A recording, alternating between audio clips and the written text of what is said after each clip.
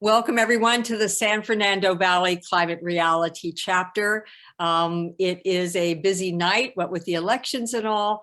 So I'm really glad you could all join us, and it's going to be a great subject. We have a terrific speaker. So we really look forward to hearing him speak. And again, we appreciate everybody being on the call tonight. We're going to start off by, every time we start with a land acknowledgement, and we're asking chapter members to help us with that. So tonight I want to introduce Denise Nardi, who has been with us for a while. And so I've asked her if she would share the land acknowledgement tonight. So Denise, take it away. Thank you, Diana. A land acknowledgement is a formal statement that recognizes and respects indigenous peoples as stewards of this land and the enduring relationship that exists between indigenous peoples and their traditional territories. It acknowledges that history that has brought us to reside on this land, the colonialism that is present in our current systems, and calls on us to be mindful of our own present participation in it. So, we acknowledge that we are on the traditional territory of the Tongva, Kizh, Tataviam, and Chumash tribes. And that is the acknowledgement. But coincidentally, yesterday when Diana asked me, I had just received a newsletter from the Sierra Club, the Green Life edition, that talked about the sea, the ocean, and what the indigenous people are doing there. And it turns out the Chumash have proposed a Chumash Heritage National Marine Sanctuary off of California, and it is in the final approval for 2023. It will be the first ever national marine sanctuary in California to be co-managed by indigenous people, 19,000 square miles. So that's very, very exciting news. So Sharon, why don't you go ahead and introduce our guest to us tonight? Sure. Well, thank all of you for being here tonight with so much going on out there. But now it's time for us all to take a little break from thinking about, the immediacy of election results tonight and focus on the work that we're going to need to continue doing tomorrow and every day after, regardless of who wins the elections. So tonight, Alpha Lowe, who is co-founder of the Regenerative Water Alliance, is here to introduce us to the concept of climate permaculture, which is really a framework for thinking about the principles of permaculture on a much larger scale that can actually impact our local climate. So I enjoyed seeing some of this presentation before, and I'm looking forward to learning more tonight. So Alpha, take it away. And I'm going to go ahead and spotlight you, so you will come up for everybody to see. And if everybody could just make sure to mute yourself so that we don't interrupt. Take it away, Alpha. Cool. Well, thank you, Sharon, for inviting me to your group here. I'm happy to speak to you all. So permaculture is a way of working with the land, and it's learning to kind of be more in harmony with the land and actually into nature's natural systems. And then climate is a variety of factors, and one is the carbon cycle that affects climate, and also the water cycle, because that's to do with droughts and rains and floods, and also heat.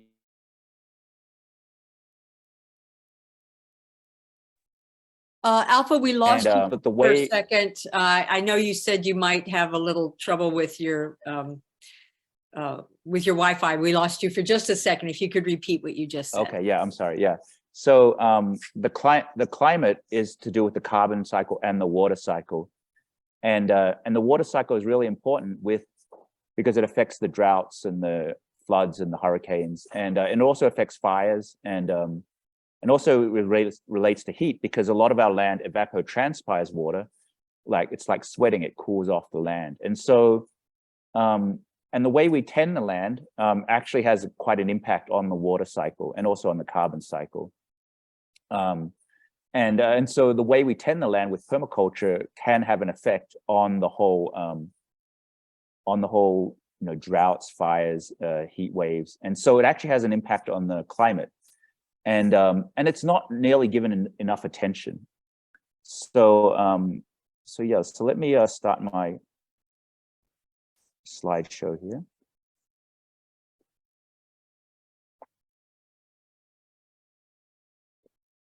Cool. So that's me. I'm Alpha Low, and I was trained as a physicist, and I started studying water, and yeah, I co-founded the Regenerative Water Alliance, which is bringing a lot of water experts, scientists, and people to kind of educate around this water. And my personal newsletter is called the climatewaterproject.substack.com. And then our Regenerative Water Alliance also has a newsletter, regenerativewater.substack.com.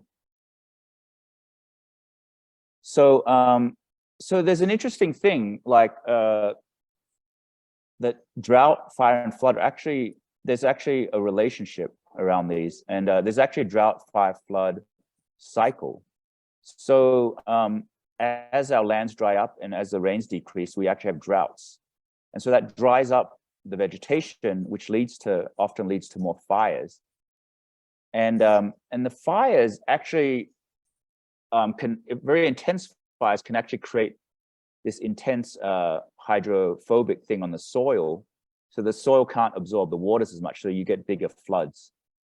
And it also takes away the vegetation, which stops the floods. And so then the floods can actually wash away topsoil, which means the rainwater is not absorbing into the land, and so the land doesn't get as hydrated as much, and so then the drought's worse. And so there's this cycle of drought, fires, and floods. And it's definitely a cycle we should learn, get into our public knowledge a lot more. So for instance, in Australia, they had droughts about 2 years ago, and then lead to huge fires there 2 years ago. And then this year they had huge floods. I think 1 million people were asked to evacuate. And that's in part because the fires destroyed the vegetation, and it created hydrophobic soil, which then the floods came. In California, there's some places, like in Santa Barbara, there was the fires that then led to washing out of the 101 freeway, and in certain areas too. The floods are a little less in California, but we do have that cycle. And in British Columbia, there've been droughts, fires, and floods. In Brazil, droughts, fires, and floods. Greece, a lot of places around the world, this cycle is happening. And this is a picture of that, what happens when you have the fire. If the fire is too hot, like low intensity fires don't have this issue, but high intensity fires, the soil particles get coated with a water that's kind of repellent of water. And so we want the soil to absorb a lot of water. So the more uphill, especially the soil absorbing more water, then a lot less is going to reach say an urban town downhill, and so then you have a lot less flood waters. This is a picture of Australia that got flooded this year. And this is Sepp Holzer. He's a permaculturist, and he writes, the soil is drying out, water is being lost, and the retention space, the natural water storage system, the earth is becoming dry. Flora and fauna is disappearing. In the end, the earth will burn because it is so dry. You can see these problems happening all over the world, bringing huge catastrophes. When the heavy rains come, what happens then? The water rushes down the slope because a dry slope does not absorb the water. And so our continents are actually losing water. And so it's an interesting way to frame, say, the California fire problem.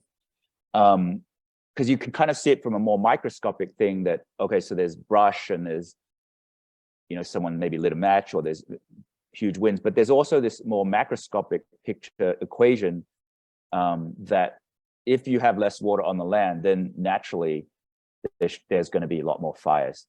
And the problem is that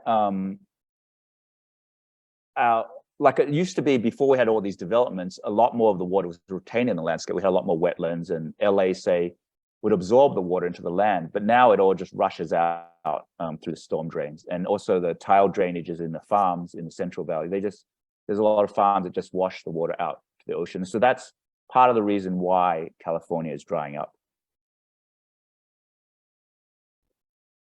So just a picture of where there's water. So a large amount of the Earth's water is in the oceans. And then you can see here that there's a lot of the water is then next is in the glaciers and ice caps. And then a lot of water is actually stored in our groundwater. So, and so say California, we have a lot of water underneath, and unfortunately been tapping a lot of that water. And then the surface water is, you can see there is actually a smaller percentage of that.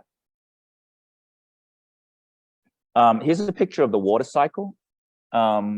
So water evaporates from the ocean and it blows inland, and then it forms rain and comes down. And then also the water can transpiration up into the air. And then the water can also go in the ground and then run off into the ocean.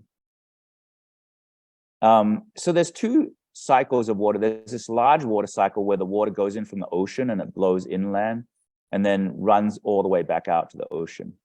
But there's also a small water cycle where the rain absorbs into the land and then evapotranspires back up and forms clouds. And so this is actually the important part.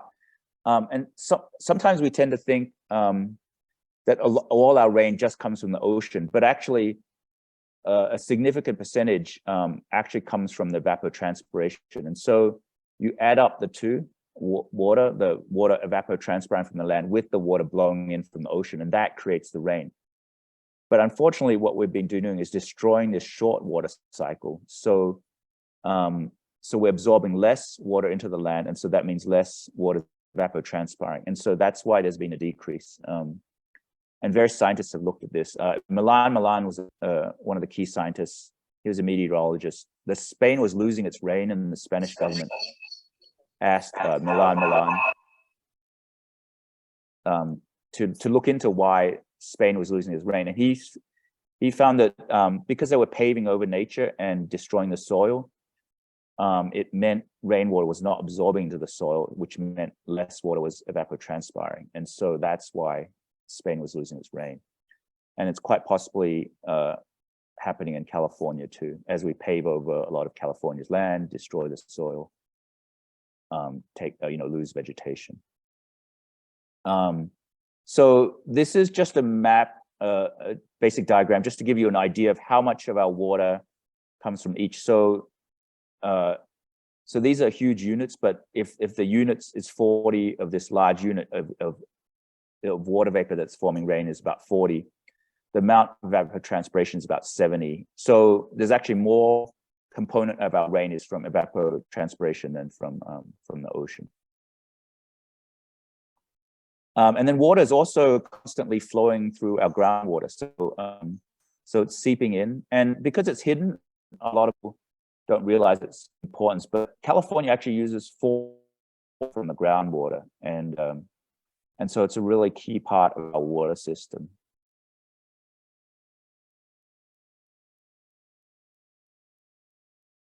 So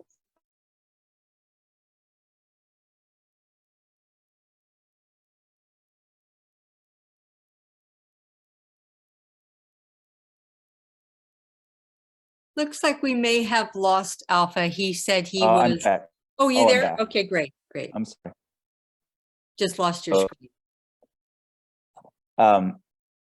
So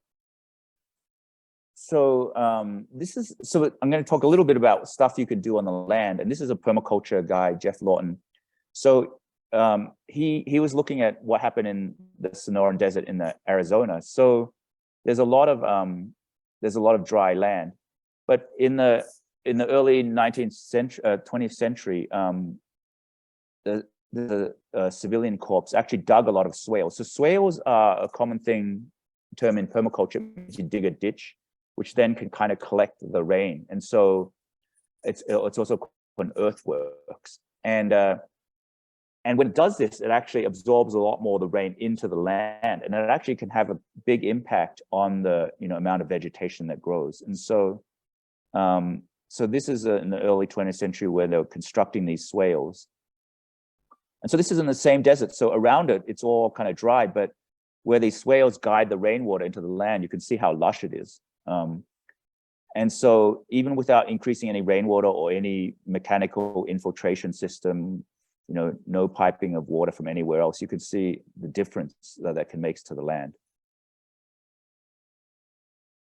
And just to give another example of what like a permaculture swales and other things you can do on the land that affect the vegetation. This is a farm in Alberta, Canada, 250 acres, and they had problems with no more springs, the drought. In 2002, they only had 2 inches of rain that year, and they were having wildfires. So this farm kind of dug this long ditch-like thing, which is called a swale. And so as the rainwater runs down the hill, it catches into these ditches and actually can sink into the land. And what it does when the water goes down into the land, it can actually refill the groundwater. And the groundwater is actually a way some of the rivers get their water supply. And so the rivers keep running year round. And as you build up the groundwater, you get more wells, and the trees can also tap into the groundwater to stay hydrated. So, so there's a permaculture principle called slow it, sink it, spread it. So basically, as the rainfall comes down, you want to slow it because otherwise, like just say if winter is where you have a lot more rain, it could just all run off. And so by this time summer comes, you don't have much rain in the system. But if you slow it, it can actually travel through the system. So it's still going through the system into the summer, into the drought season. And so the whole landscape can be a lot more hydrated. And if you can sink it by, absorbing with the soil and stuff, then you actually put it in the groundwater, and the groundwater table rises, then it can actually be another source of water. And it's actually if you have increased the groundwater, you actually also increase the rain, because the plants, the tree root it up, evapotranspires it in the air, and then creates more rain. And so there's this cycle there. And so they also, on this land, they planted a lot more perennial shrubs. So in our current agriculture system, we just have all crops, but naturally, in nature, you actually have trees with crops. And so that's actually a more natural grow. And so there's this process called agroforestry, which is also part of the permaculture system, is actually to grow crops with trees. And that's an important thing, because the trees help with the whole water cycle. And then the holistic grazing is also very useful, because cows, if they can eat away the vegetation, so that can be a problem. But if you actually move it around, the hooves of the cows can actually help regenerate the soil. They can push the seeds into the soil and actually have quite a good impact on the land. And then they also did things like dams to catch the snow melt, and it built a series of small ponds on the land.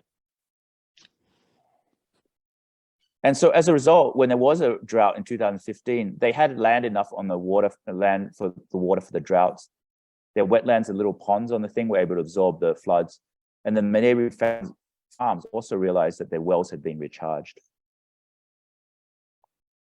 And it probably also helped with, lessening wildfires. This is a project in India. There's 4,000 villages that were in danger of losing all their crops and because of the drought season. And so villagers were actually leaving to go to the cities. So they did this project where they dug holes to catch the rainwater in the monsoon season and then use it into the drought season, which also helped refill the aquifers and brought water into the land. And so it kind of restored a bit of the water cycle. So now I'm going to talk a little bit about California, how some of these solutions can actually help rehydrate California. Now, how possibly help rain? It would be a big solution with the wildfires. And they're actually, because we're depleting a lot of our water, California is in a kind of water shortage situation that could actually help deal with our whole water situation. And because also water evapotranspires, it can cool the land where it is. It can also help deal with some of the heat. So here's a topographical map of California. And so that you can see there's a little lower ground there where that's the Central Valley. And then around it is next to it is the Sierra Nevadas hills. And so this is a picture in pre-1900s. The yellow area is the Central Valley, and the green actually wetlands. So Central Valley used to be actually, maybe a quarter wetlands. It was a huge amount of wetlands, and there's a huge lake. Most people don't know that anymore, called Tulare Lake. And because the water naturally drained from the Sierra Nevada into there. And so it was very fertile land. Unfortunately, we,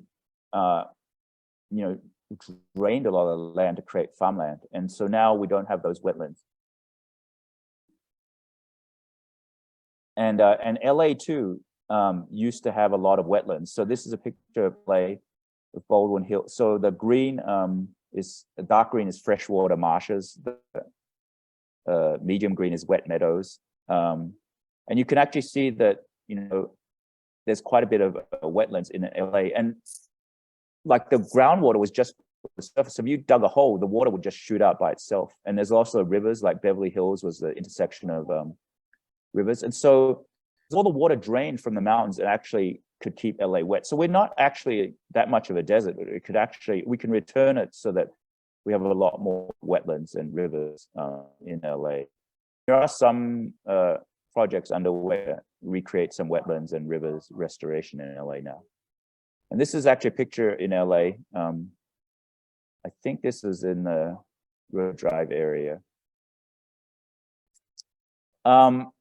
So, and I'm going to talk a little bit about why these wetlands can actually help hydrate LA, bring back rains, and also deal with the wildfires. But first, a little bit about the problem we've been creating. So this is a picture of the aqueducts in California. We're draining a lot of water.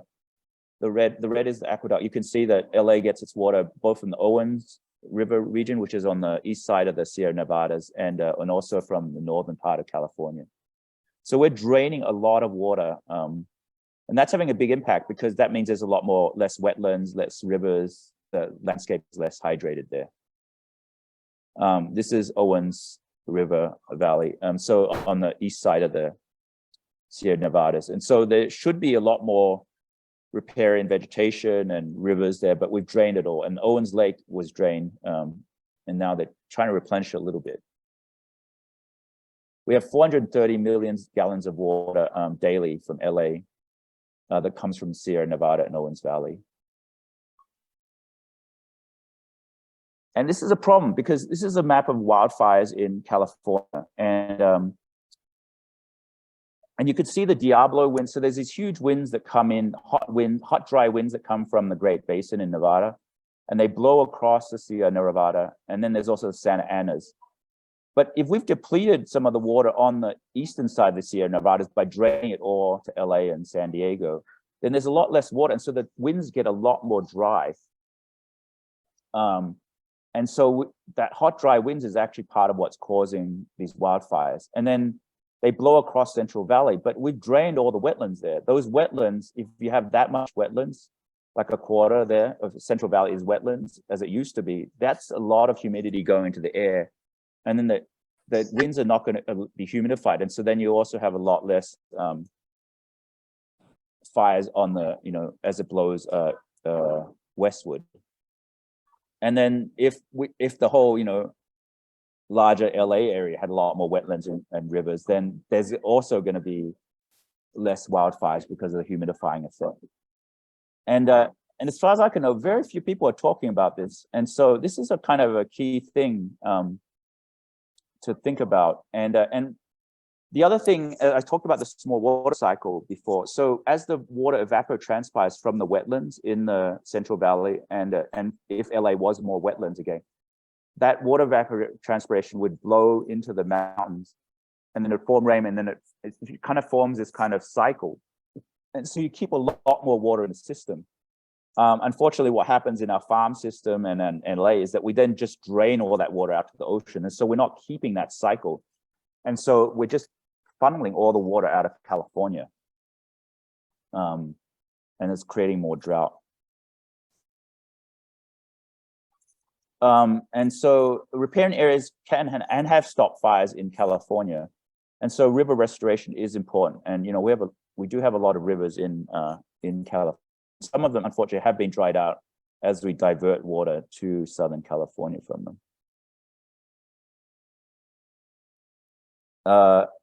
Okay, I'm going to talk a little bit about groundwater now.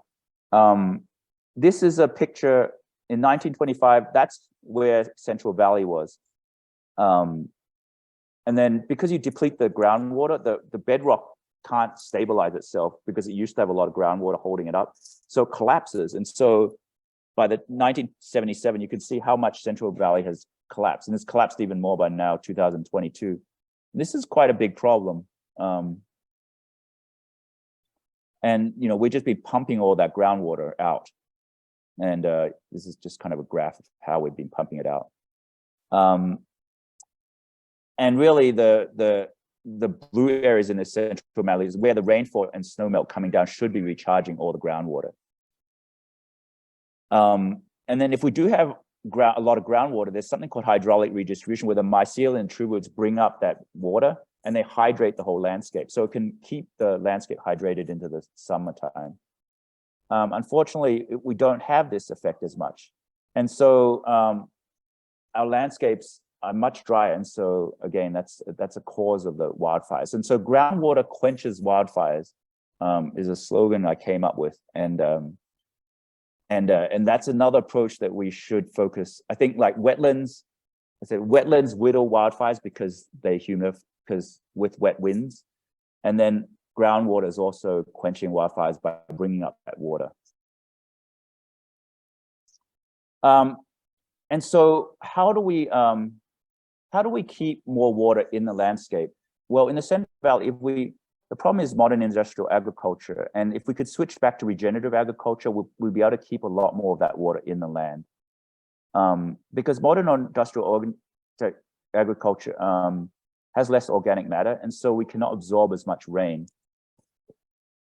And each 1% of organic matter means that the water can absorb a lot more rain.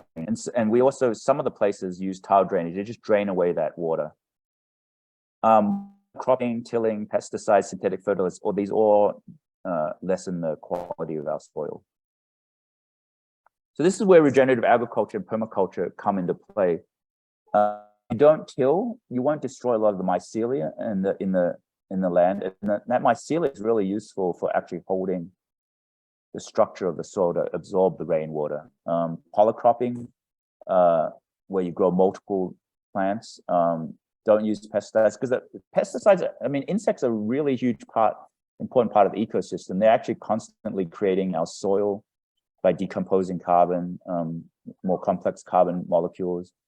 They're pollinating. So we need a lot more insects, and so the pesticides is quite a problem. And then companion planting, it increases the soil content. So if we can do a mass shift to permaculture and regenerative agriculture in Central Valley, we'll be actually hold a lot more water, and also, yeah, so that can bring back some of that water system, and we don't need to drain so much water out to the ocean then.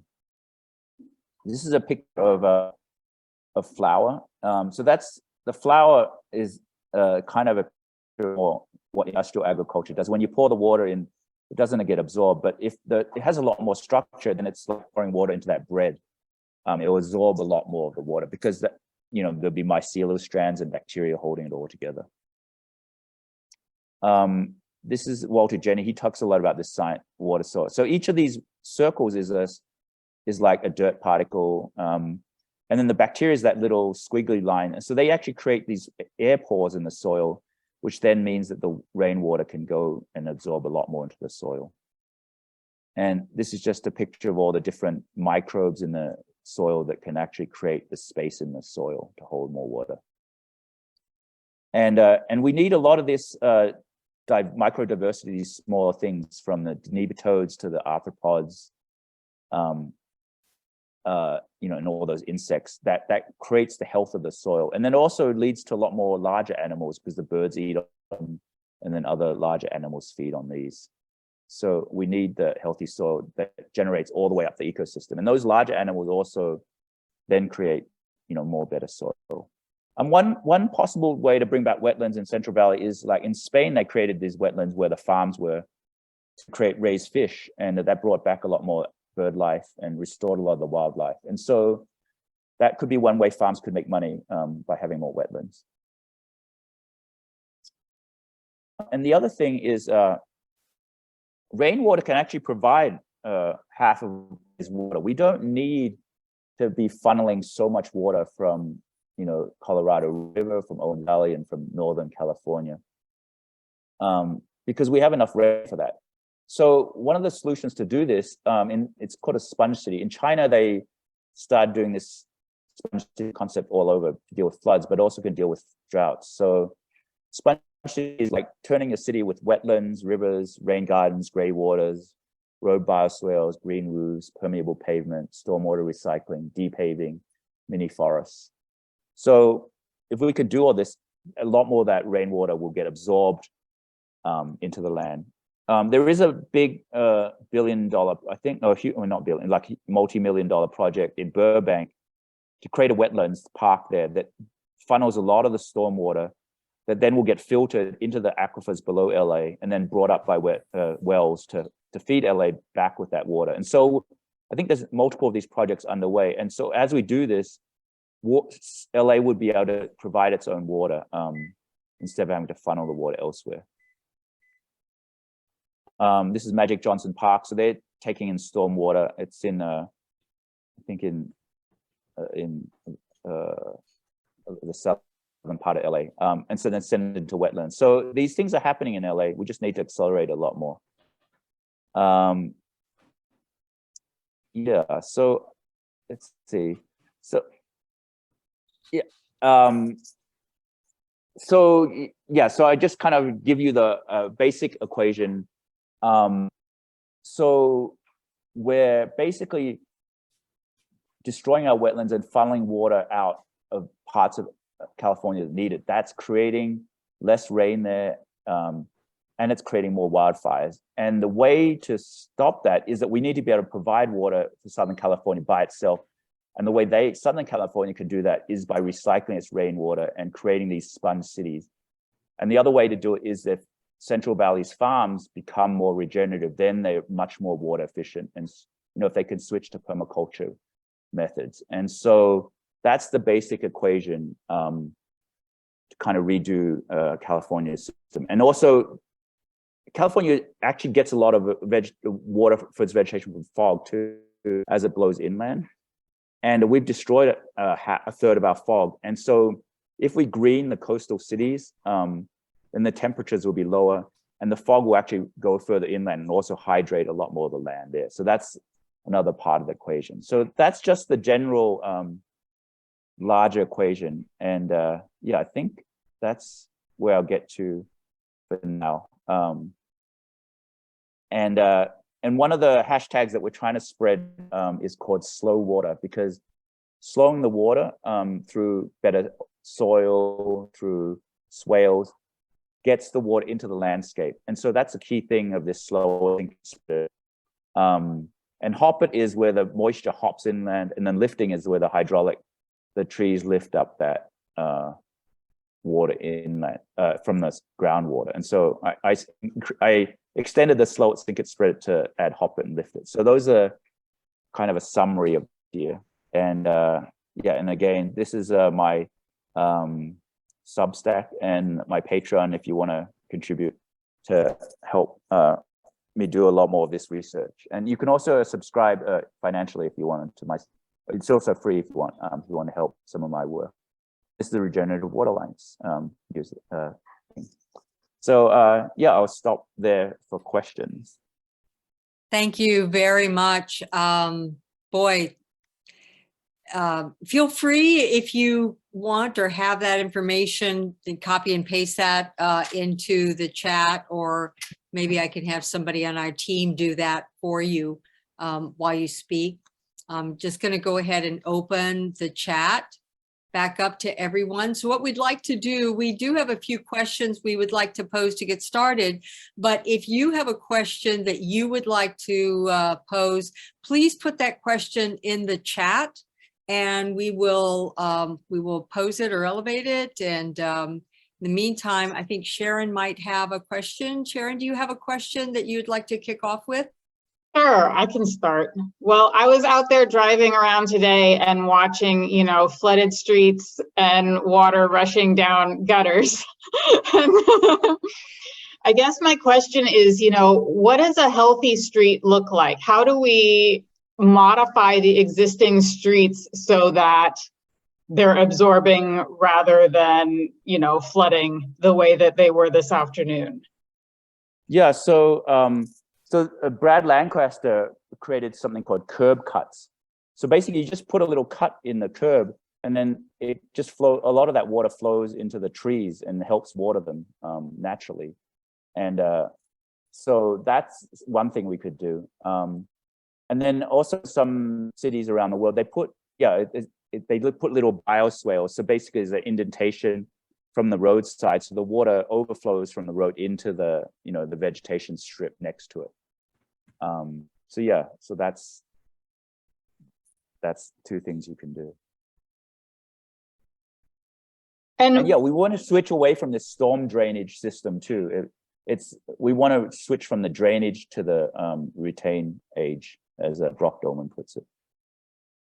So given that we're beginning with a city that is fairly heavily concreted, I guess the question is, in our advocacy, what should be sort of the first things that we push for? It's clear, the idea of the sponge city as our final target is very appealing. But, what are the beginning steps that we should be thinking of advocating for with our city council to start moving in that direction? Yeah, so I just kind of listened to this presentation. I just put in the chat, Accelerate Resilience, it's called ALA, and I just put their thing. And so they actually have a beautiful animation on that link. And so they're actually doing, so they show how the water rushes off, like say parking lots, and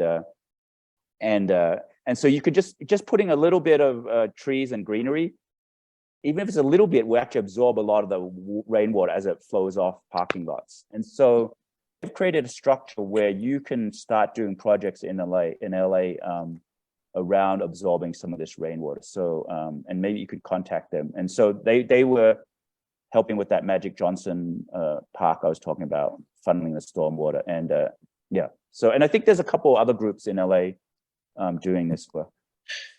Can you show an economic impact of it? Do you have, when you go in front of the politicians, if we could show them numbers, we could show them, hey, look at where we are right now financially, like all this stuff, it's amazing but they want to hear, okay, well, why should we spend the city's money? And it's clear that it's a better economic situation after we use the money to do what you're trying to do. So if somebody could translate that into dollars, I think it would be really, it'd be a better presentation to the politicians than, because you have all the science behind it, but they're not going to listen. Like if we show them money, then they'll listen, so. Yeah, so I think there's something called ecological services. And maybe I think some people have been trying to put some financial numbers behind ecological services. This is part of it. Like water shortage is a huge issue in California now. And so this would help deal with that. And so that's a very valuable service. The other services, if LA had a lot more greenery because of the evapotranspiration and because of the tree shade, LA would be a lot cooler. And so there's a huge savings in electricity and air conditioning costs.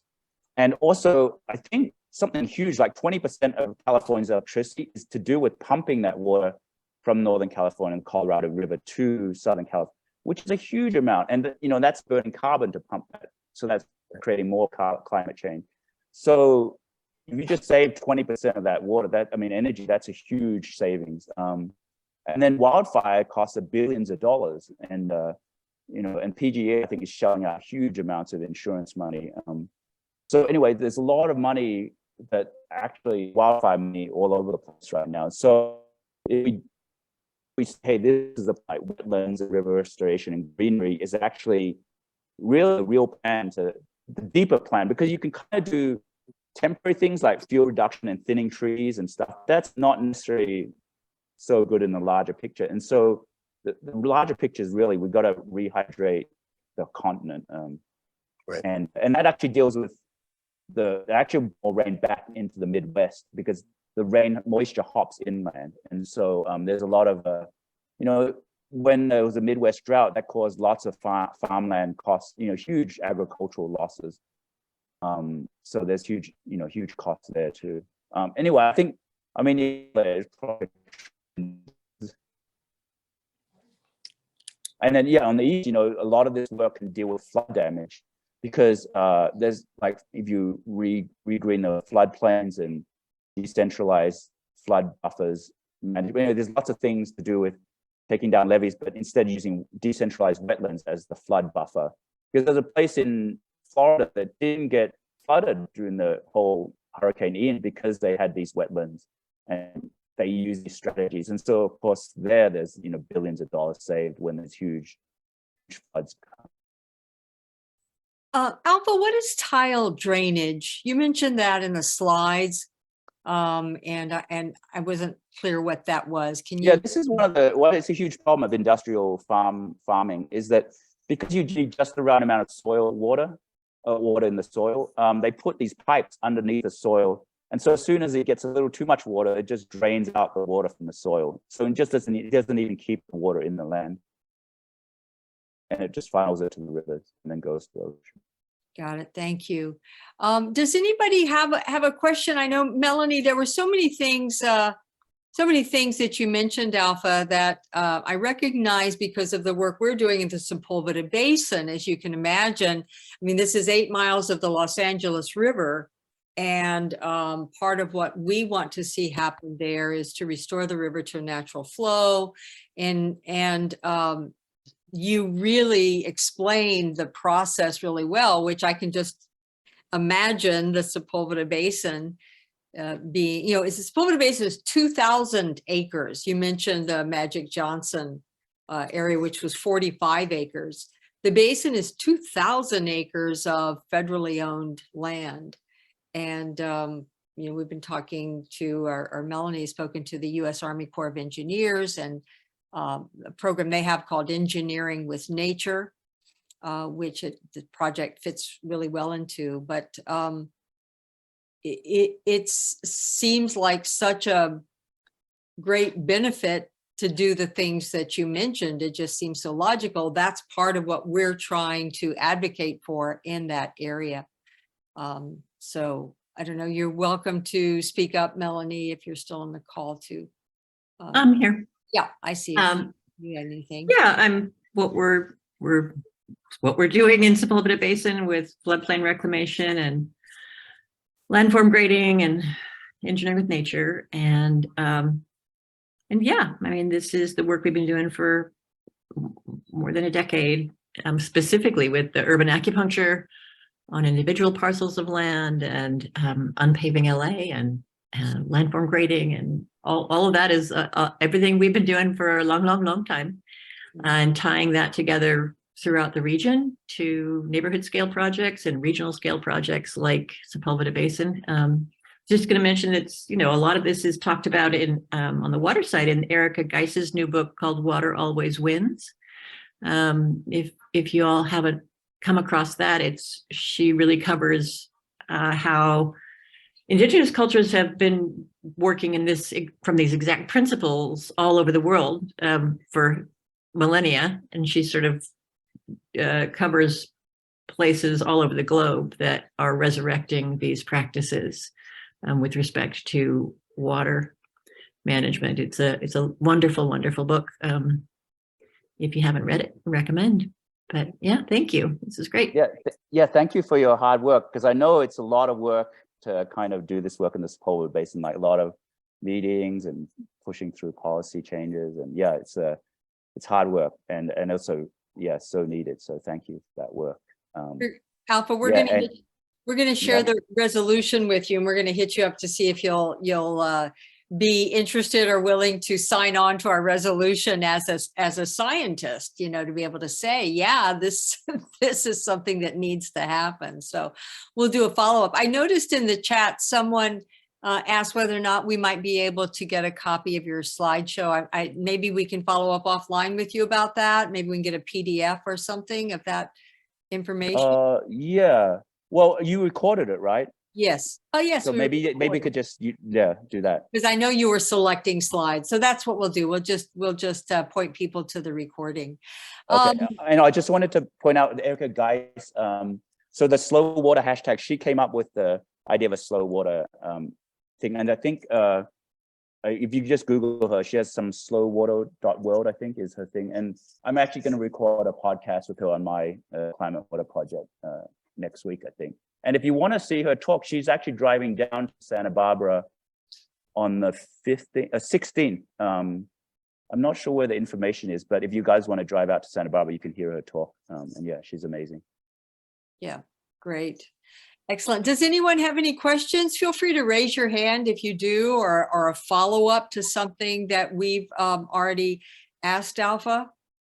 Such good information. Alpha, can you just speak for a minute about what you're trying to do with the Regenerative Water Alliance, like who you're trying to bring together there and what the goals are? We want to kind of, there's a lot of different water narratives. It's kind of a complex thing. So we want to simplify it into a narrative that's as simple as the carbon story with the greenhouse warming, and also kind of hopefully create a movement. And so we're actually exploring putting our weight behind this slow water hashtag and maybe creating a movement around this. And then from that, so if you guys are interested, if you know of, links or ideas, or if you want to create something, you can do on social media and use a hashtag slow water. And we just started last week putting some articles on LinkedIn. So you could search for those, comment on it, which makes it go viral. And I'm also trying to talk to scientists, because some of the work is not reached to the public, like the groundwater affects the rain, like a Francina Dominguez, I'll just put her, and that's one of the talks I had. So that's another thing, like kind of collate some of the science, and then also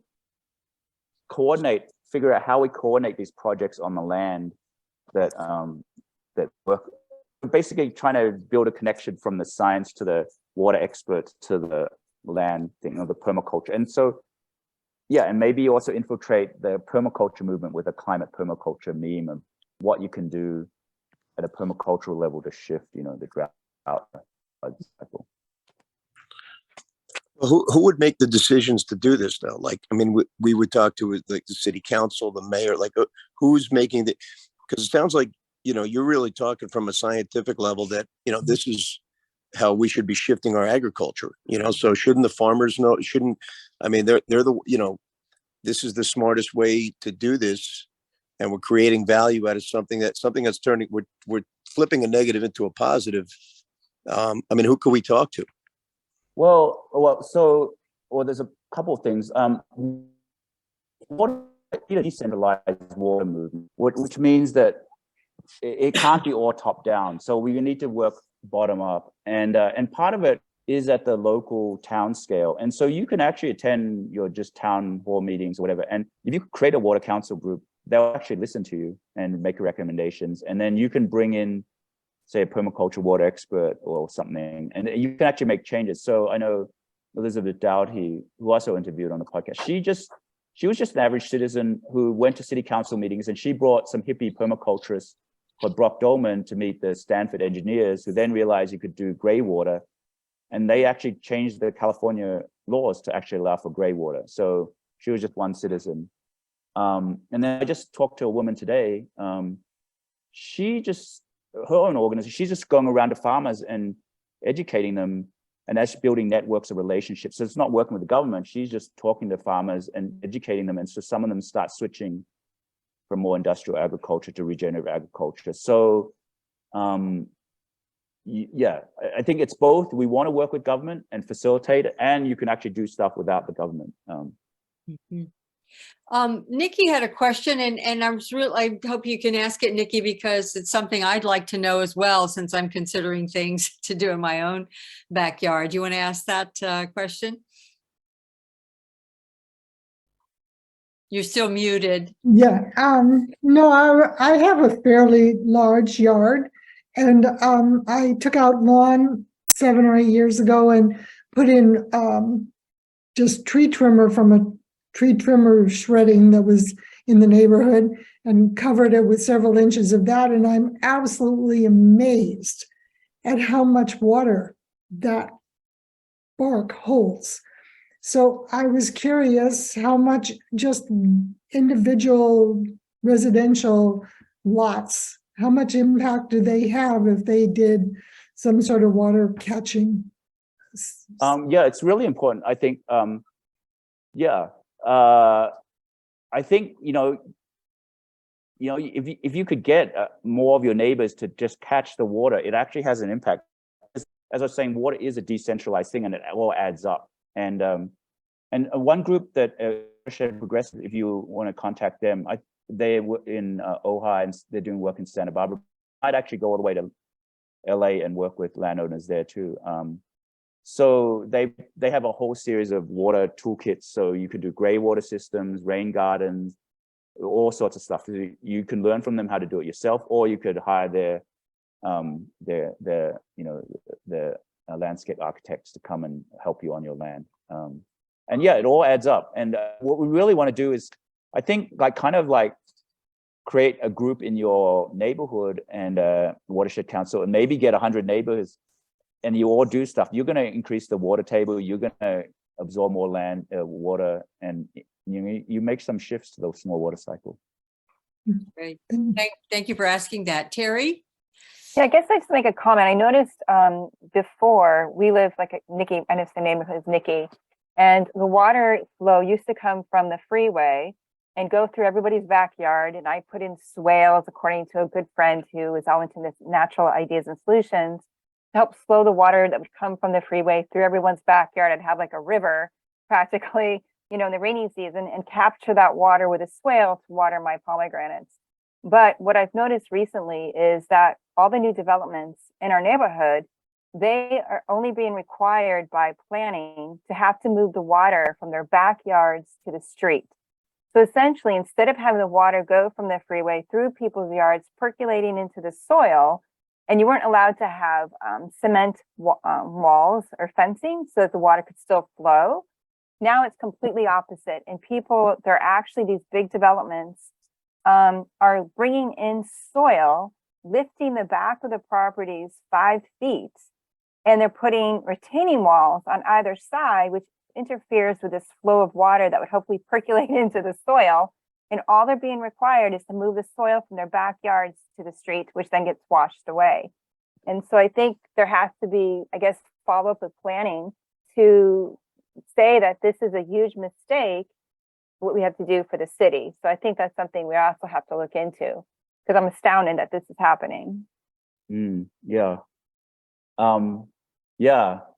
Yeah, it's unfortunate. So sometimes, I think Elizabeth Dowdy, who helped pass the gray water laws, she would just kind of go to the city council, just become an annoyance and just keep bringing up this stuff. And she managed to get laws changed. So sometimes that's what it takes too. That's a very good example. I'll just say that we also got a bunch of building and safety code regulations changed through the Water LA program. There's still more work to do, and the low impact development ordinance needs updating. But it is a lot of work. It's really difficult to know in Los Angeles even what building and safety codes are standing in the way. It took several years of work working with people on the inside, even to unearth the codes that were problematic, to make the half a dozen changes that we did make to adapt the codes. And the Water LA report is a resource designed specifically for property owners in Los Angeles, to show you what can be done without having to pull a permit, that can implement all these things on your property. So I put the link in the chat. And that's for that, but it's a good thing. It would be great for folks to start advocating with the new council to update the low impact development ordinance so it covers more than just TMDLs. And so it helps us manage water better. There's a lot more work we can do. And thank you. Go ahead, Alpha. Oh, I just wondering if I could just show a 1 minute video or 2 minute video from the ALA, the group I was telling telling you about the Accelerate Resilience LA that you might want to join. Yeah. Okay. So let Yeah, me go just ahead. share the video here.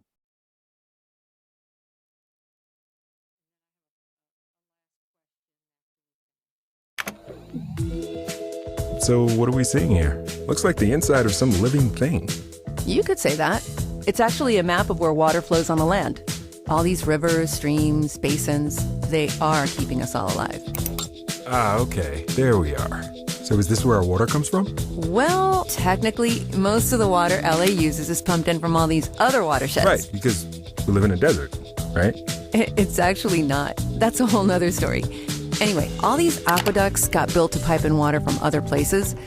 But the thing is, the LA basin gets most of what it needs from just rain. Seriously? So where's it all going down there? A lot of it just flushed out into the ocean. Picks up a lot of pollution on the way, too. Whoa. So that's why we need all that water from out of town. Yeah, it's making the climate worse here, too. Check this out. Why is that part of the city glowing like a hot plate? Well, LA has pavement everywhere, right? Right. So all those hard surfaces can't soak up water to cool off the land underneath. Parks and trees do soak up water and provide shade, helping cool things down. But most vulnerable neighborhoods don't have much in that department, which means when a heat wave hits, people die. So what are we supposed to do about all this? Well, we have to start working differently with the water and land here. And there are all kinds of places to do it once you start looking. Okay. There's a giant parking lot. Lots of runoff. Maybe we swap out some of that pavement. Okay, let's see what the water does. Yeah, see how it's sinking and spreading back into the ground? That helps filter out pollution, too. There's still a lot here, though. Hey, what do you... Now that should make a dent. Ooh, yeah, definitely. All right, you also said that more parks and tree cover would help. So... There, that's more like it. You're getting the hang of this. So it's working? You'd be surprised. I mean, look, the water's there. We just need the living infrastructure to catch it, whether that's in the ground, in a tank, or in a tree. And the more water we catch, the better things get. And if we do that, what you're saying is there's enough? What I'm saying is, there definitely could be. Okay. So, when do we start?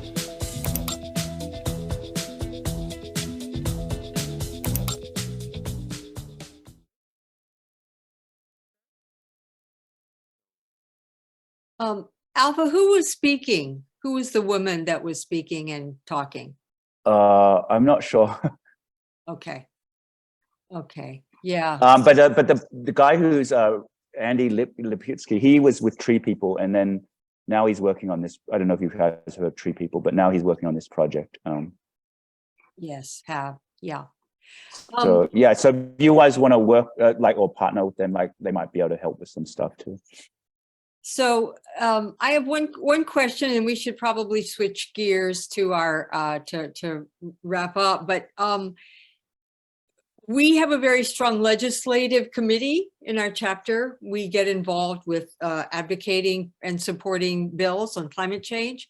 And I'm just wondering, based on where you sit, if there is a kind of legislative bill that would help support the permaculture.